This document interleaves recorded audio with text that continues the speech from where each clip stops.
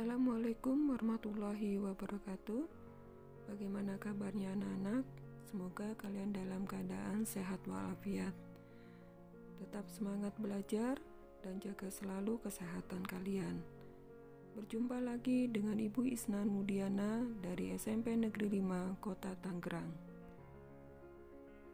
Pada kesempatan ini, kalian akan mempelajari materi menulis surat pribadi dan surat dinas dalam bentuk kertas atau email. Bahasa Indonesia kelas 7 semester genap. Dengan kompetensi dasar atau KD 4.12. Menulis surat pribadi dan surat dinas untuk kepentingan resmi dengan memperhatikan struktur teks, kebahasaan, dan isi. Tujuan pembelajarannya adalah siswa mampu menulis surat pribadi sesuai tujuan penulisan. Siswa mampu menulis surat dinas sesuai dengan sistematika dan bahasa surat dinas. Menulis adalah suatu kegiatan untuk menciptakan suatu catatan atau informasi pada suatu media dengan menggunakan aksara. Menulis biasanya dilakukan pada media kertas dengan menggunakan pena, pensil, pulpen, dan lain-lain. Di materi lalu, kalian sudah mengetahui bahwa surat pribadi dan surat dinas memiliki tujuan dan ragam bahasa yang berbeda. Ragam bahasa yang dipakai dalam surat. 1. Bahasa Indonesia baku atau formal. 2. Bahasa Indonesia informal. Dan 3. Ragam bahasa khusus atau yang disebut juga bahasa gaul. Bahasa Indonesia baku atau formal biasanya digunakan untuk tujuan yang bersifat serius, seperti turut berduka cita atau bersimpati atas musibah yang diderita seseorang, dan atau surat yang ditujukan kepada orang yang lebih tua. Bahasa Indonesia ragam informal. Ragam bahasa ini untuk tujuan yang akrab. Kata-kata yang digunakan rapi, namun masih menggunakan kata-kata sehari-hari dan tidak baku. Bahasa ini biasanya digunakan di surat yang ditujukan kepada teman sebaya dan orang-orang yang dekat atau akrab. Ragam bahasa khusus atau bahasa gaul.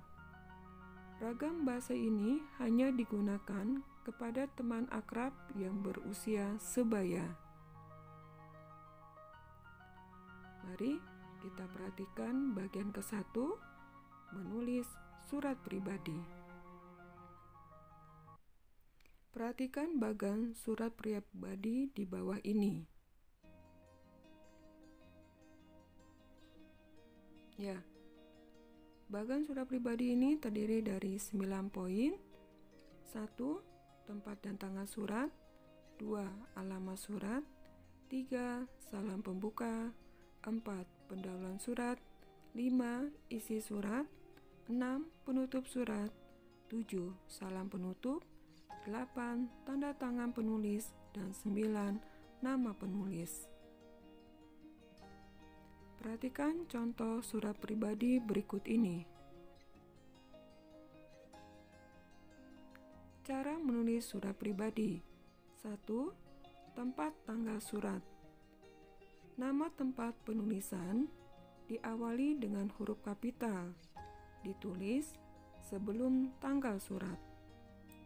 Tanggal surat ditulis secara lengkap.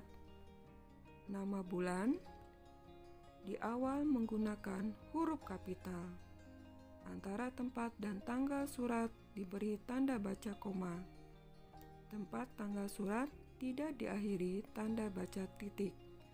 Contoh, Tangerang, 1 Maret 2021. 2. Alamat surat. Alamat surat ditulis di bawah tempat tanggal surat. Pilihan kata untuk alamat surat. Yang terhormat ayah dan ibu. Untuk sahabatku, Sari. Yang tersayang, putriku, Bunga. Perhatikan penulisan kata yang terhormat. Pada contoh ditulis dengan cara disingkat. Y dengan ditulis huruf kapital, T dengan H ditulis dengan huruf kecil, dan singkatan tersebut diakhiri dengan titik. Nama diri penerima, cukup tiap awal katanya saja yang ditulis dengan huruf kapital. Penulisan alamat penerima surat jelas dan lengkap. Menggunakan kata depan di jika alamat penerima bersifat umum. Jika alamat rinci, kata depan di tidak perlu dipakai. Perlu diingat, kata depan di jika dipakai maka penulisannya ditulis dengan huruf kecil. Contoh penulisan alamat surat pribadi. Yang terhormat ayah ibu di Tangerang. Contoh yang lain, untuk sahabatku Rulian, Jalan Asam 1 nomor 19 Bogor. 3. Salam pembuka. Salam pembuka merupakan cara penulis memulai komunikasi. Setelah salam pembuka ditulis, berilah tanda baca koma. Contoh, dengan hormat, Assalamualaikum, salam persahabatan, salam rindu.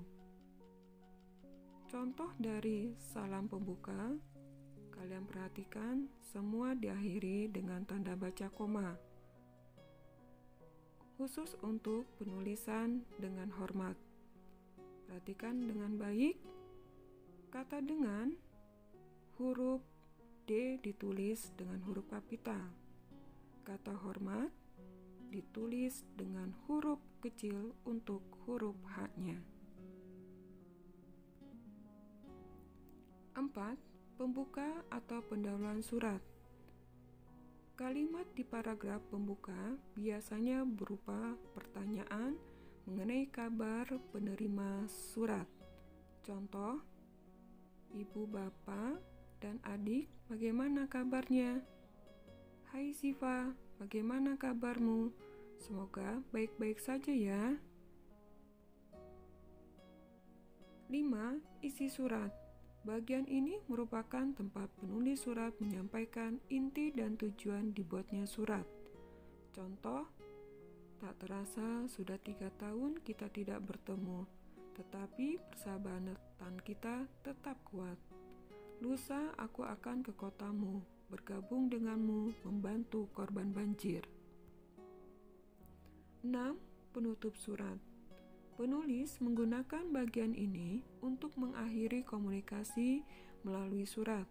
Kata-kata yang sering digunakan adalah harapan, mohon diri, permintaan maaf, dan lain-lain. Contoh, sekian dulu surat dariku. Kuharap kamu mau membalas suratku. Salamku untuk ayah ibumu. 7. Salam penutup. Salam penutup surat digunakan penulis untuk menutup pembicaraan. Berilah tanda baca koma setelah menulis salam penutup. Contoh, wassalam. Hormat saya, hormat kami. Salam manis, salam sayang selalu. Contoh salam penutup, kalian perhatikan. Semua diakhiri dengan tanda baca koma. Khusus untuk kata salam penutup, hormat saya, hormat kami. Kata hormat ditulis dengan huruf kapital untuk huruf H-nya. Sementara kata saya, kata kami ditulis dengan huruf kecil. 8. Tanda tangan. Membubuhkan tanda tangan digunakan untuk memperkuat identitas penulis. 9. Nama penulis. Nama penulis yang jelas bermanfaat agar penerima mudah untuk mengenalinya. Bagaimana? Bisa kalian pahami? Sebagai tugas, buatlah sebuah surat pribadi kepada temanmu dengan memperhatikan unsur dan struktur surat pribadi.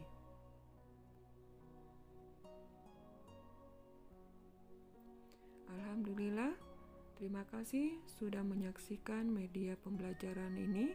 Sampai jumpa. Wassalamualaikum warahmatullahi wabarakatuh.